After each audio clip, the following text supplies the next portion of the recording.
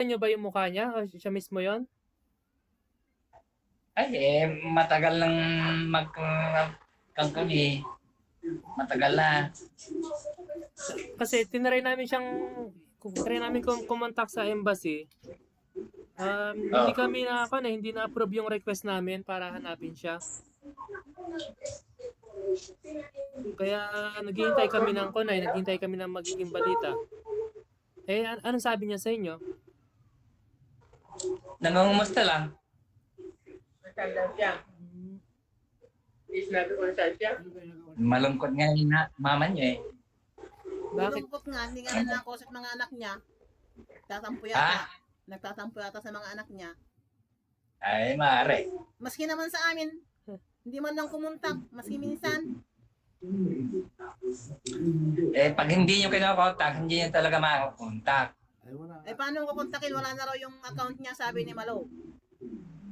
Yung Irene? Oo, yun ang dating ginagamit. Wala na nga. Sa cellphone ni Malo, wala na. Irene Francisco? Block lang. Matagal na po namin tinatawagan kahit si Kuya, ako, si AJ. Nagre-ring, hindi sinasagot. Di line. Hindi line na. Offline. Saan ba yung text niya sa'yo? Hapon lang. Hapon tumawag sa'yo? Kasi kahapon, nung kakahapon ng gabi, nag-chat siya kay Kuya. May postiso. Tapos, nung tinatawagan na namin, hindi na po siya sumasagot eh. Anong sabi niya sa inyo? Anong sabi niya? Nangungumusta lang. Kumusta na kaya ka, kuya nga ka?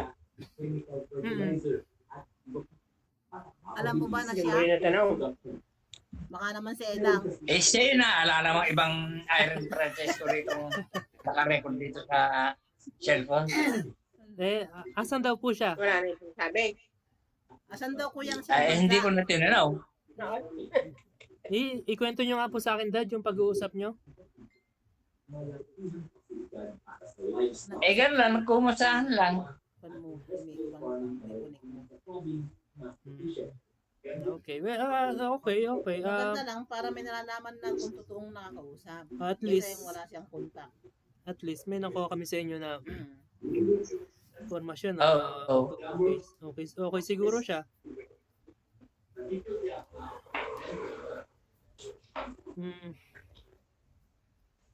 Okay.